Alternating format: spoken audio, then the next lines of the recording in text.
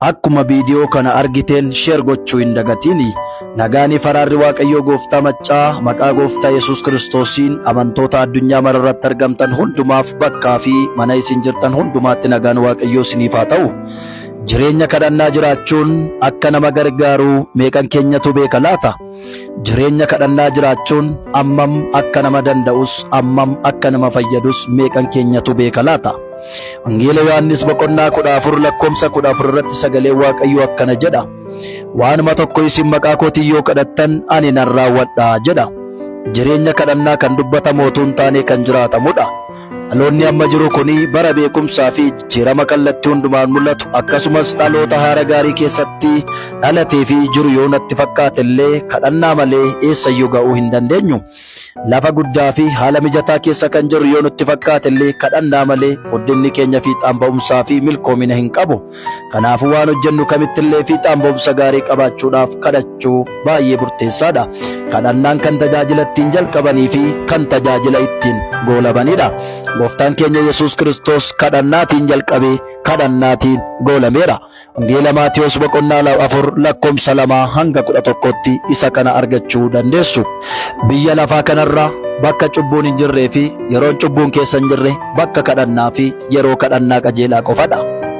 Yeroo fuula Waaqayyoo dura turru deebi'ee dhufu Kiristoos ni yaadanna. Yaada garaa keenyaas geddarannee jireenya qophaa'een Kiristoos hin eegganna. Yoo yeroo kadhannaan qabnu ta'e garuu waanuma biyya lafaa kana keessa bara baraan jiraannu nutti fakkaate yaaduma biyya lafaan booji'amne hirrina foon keenyaa guuttachuu qofaaf oliif gadi fiigaa oolla. Fedhiin biyya lafaa kun namaaf hin guutu. Yoo tokko namaaf qixxaa'e tokkotu nama hanqata. Yoo tokko namaaf guute tokkotu namatti hirrata. Yoo waa tokko quufan waan tokko nama beelessa. Utuma waggaa kuma biyya lafaa kanarra jiraatu ta'eyyuu hirrinni biyya lafaa kun guutummaan guututti namaaf hin guutu. Akkuma umuriin namaa dabalaa adeemu hirrinni biyya lafaa kun namatti dabalaa adeema. Akkuma qabeenyi biyya lafaa kan namaa guuttataa fi argataa adeeman hirrinnii fi qabeenyi jireenyaa namatti mul'atuu fi guddataa adeema.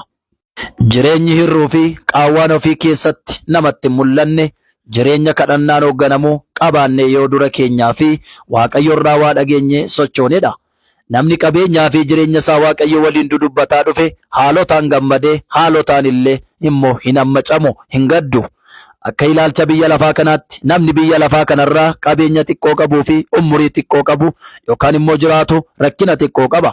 Nama umurii dheeraa biyya lafaa kanarra jiraatuu fi qabeenya biyya lafaa kanarraa baay'ee qabu immoo baay'ee rakkataadha yookaan immoo rakkina baay'ee qaba. Meeyaadi hiyyeessa moo sooressatu hirriba ga'aa qaba. Ijoollee moo nama ga'aatu boqonnaa dhabee dhiphataa jiraata. Nama qabeenya qabutu yeroo hundumaa hirrina isaatu isatti mul'ata. Hirrima malee bulcha. Nama umurii fagaatettis hirrinaa fi rakkinni jireenyaa isa mudatee fi keessa jiraatu itti yaadatamee hirribaa dhowwa. Ijoollee fi hiyyeessi immoo kan argatan nyaatanii bakka irratti immoo boqonnaa yookaan waan argatan irra rafanii dabarsu jedhama. Garuu qabaatanii dhabanis kan gammachuu boqonnaa biyya lafaa kanarra jiraatan kadhannaa hidhata Waaqayyo waliin guyyuma guyyaan qabaataniinidha. Boqonnaa guddaan Waaqayyo irraa namaaf kenname malee qabaachuu yookaan immoo dhabuu irraa yookaan immoo dhabuu keessa miti. Egaa kadhannaan kaayyoo biyya lafaa keessa jiraachuu keessaa nu baasee kaayyoo mootummaa Waaqayyoof akka jiraannu nu godha. Maatiyos boqonnaa 6 lakkoomsa 33 duraan dursaati yaada keessan mootummaa Waaqayyoo fi qajeelummaa isaa barbaaduttidha. Kana malee kan barbaachisu hundinuu isiniif kennamaa jedha. Namni kadhatu yeroo hundumaa iji isaa waan biyya lafaa kanarraa kaasee isa Waaqarraatti hidhata.